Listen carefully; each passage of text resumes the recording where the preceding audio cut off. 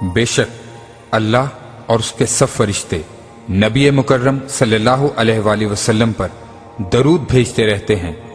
اے ایمان والو، تم بھی ان پر درود بھیجا کرو اور خوب سلام بھیجا کرو۔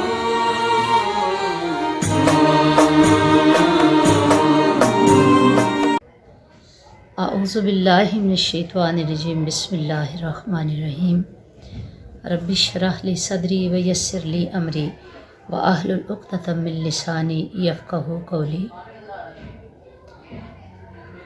لاکھوں حمد و ثنا اللہ رب العزت کے لیے جو مال کی عرض و سما ہے، اور جس نے ہمیں تاجدار کائنات صلی اللہ علیہ وآلہ وسلم کی امتی بنایا، اور لاکھوں اربوں خربوں درود و سلام آقائے دو جہاں صلی اللہ علیہ وسلم کی ذات اقدس پر جو وجہ وجود کائنات ہیں۔ السلام علیکم ورحمۃ اللہ وبرکاتہ۔ ہمارے گھر میں کوئی مہمان آنا ہو تو ہم کتنی تیاری کرتے ہیں، اور مہمان کی خاطر مدارت کرنے کے لیے کیا کیا اسکیجول یا اپنا شیڈول بناتے ہیں۔ وہ کھانے کے حوالے سے ہے، اس کے آرام کے حوالے سے ہے، اس کی خاطر مدارت کے حوالے سے ہے۔ تو یہ سارا ہم اس لیے کرتے ہیں کہ یہ مہمان ہمارے گھر سے خوش جائے اور ہمارے گھر سے اچھی یادیں لے کر جائے۔ تو معزز ناظرین و ناظرات، اسی طرح ایک بہت پیارا ماہ مبارک جسے ماہ سیام کہتے ہیں، ہم پر سایہ فگن ہونے والا ہے، اپنی تمام برکات، رحمتوں اور فیوزات کے ساتھ۔ تو جس طرح ہم نے مہمان کو راضی کرنا ہوتا ہے، اسی طرح اس ماہ سیام، ماہ رمضان کو جو مہمان ہے، اس کو ہم نے راضی کرنا ہے۔ کیسے ہم راضی کریں گے؟ آقا علیہ الصلوۃ والسلام نے فرمایا کہ رجب اللہ کا مہینہ ہے، شعبان میرا مہینہ ہے، اور رمضان میری امت کا مہینہ ہے۔ مطلب یہ کہ رمضان المبارک وہ ماہ مبارک ہے کہ جس میں نیکیوں کا ثواب 70 گنا سے بڑھا کر 700 گنا کر دیا جاتا ہے۔ اب ہم نے رمضان المبارک کی اہمیت و فضیلت کو سامنے رکھ کر اس ماہ سیام کی نہ صرف اس کا استقبال کرنا ہے بلکہ اس کی تیاری بھی کرنی ہے۔ تو دیکھتے ہیں کہ رسول اللہ صلی اللہ علیہ وسلم نے اس کی فضیلت کے بارے میں کیا فرمایا۔ حضرت ابو ہریرہ رضی اللہ تعالیٰ عنہ روایت کرتے ہیں کہ سرکار دو جہاں صلی اللہ علیہ وسلم نے فرمایا، جس نے احتساب کی نیت سے ایمان کے ساتھ رمضان کے روزے رکھ لیے تو اللہ تعالیٰ اس کے سابقہ گناہ معاف فرما دیتے ہیں۔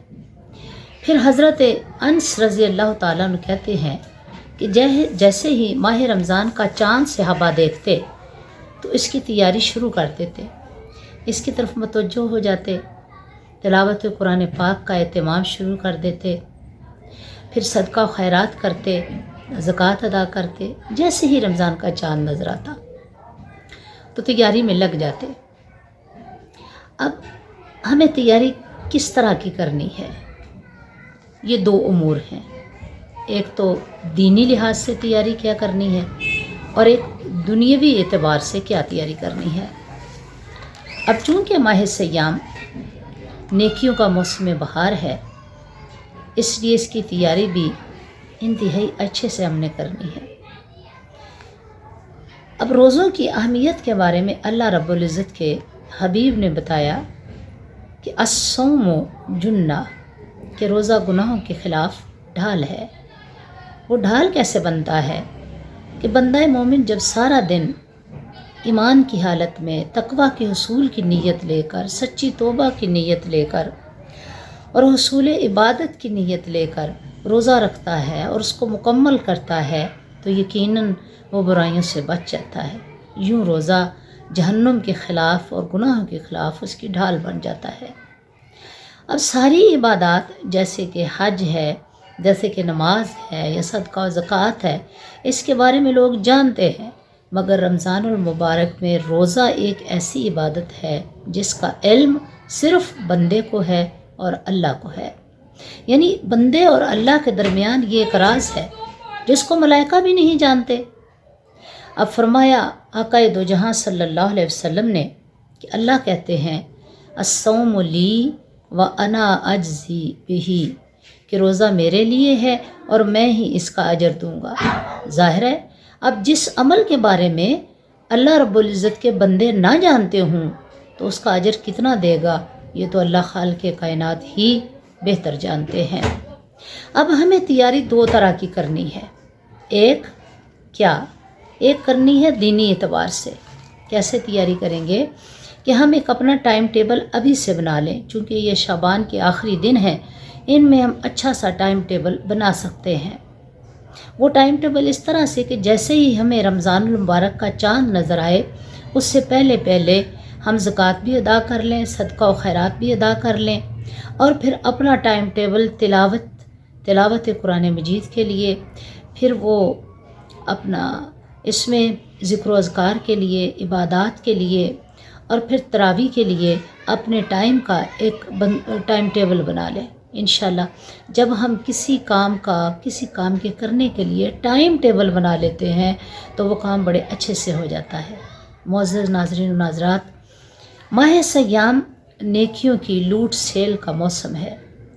ہم نے اسے دنیاوی امور میں ضائع نہیں کرنا، اس کو اس طرح سے نہیں گزارنا کہ ہم نہ عبادت کر سکیں، نہ ہم تلاوت کر سکیں، نہ ہم روزہ اچھے سے رکھ سکیں، اور نہ ہم روزے کے جو فرائض ہیں وہ ادا کر سکیں۔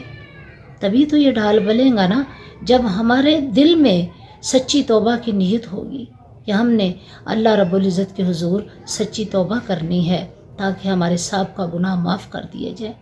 یہ اللہ تعالیٰ کا کتنا بڑا کرم ہے کہ وہ ہمیں رمضان المبارک کے ماہ مبارک میں داخل فرمائے گا، ایمان کے ساتھ، خیر کے ساتھ، صحت تندرستی کے ساتھ، اور اپنی تمام رحمتوں کے ساتھ۔ تو یہ اس کے فضل و کرم کے حصول کا بہترین ذریعہ اسی طرح ہو سکتا ہے حاصل کہ جب ہم اس کا شیڈیول تیار کر لیں گے۔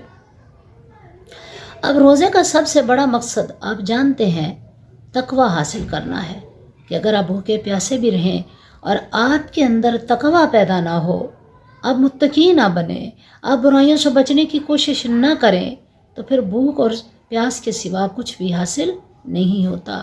ضروری ہے کہ ہماری بھوک اور پیاس ہی صرف نہ ہمیں ملے بلکہ ہمیں تقوی نصیب ہو اور اللہ تعالی ہمارے روزوں سے راضی ہو جائے اور ہمارے گناہ معاف کر دیے جائیں۔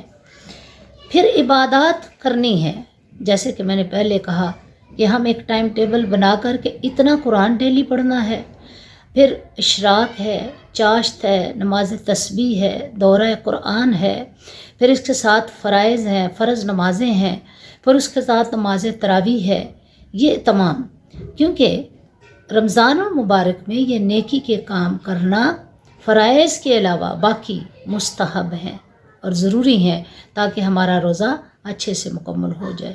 تو یہ تو دینی امور تھے کہ جن کو سر انجام دینا ایک بندہ مومن کے لیے ضروری ہو جاتا ہے تاکہ اس کے روزے کسی صورت بھی خراب نہ ہوں۔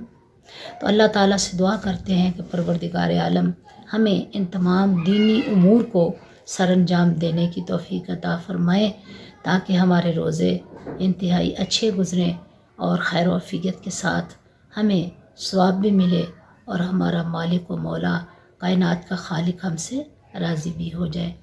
دعاؤں میں یاد رکھیے گا۔ السلام علیکم ورحمۃ اللہ وبرکاتہ۔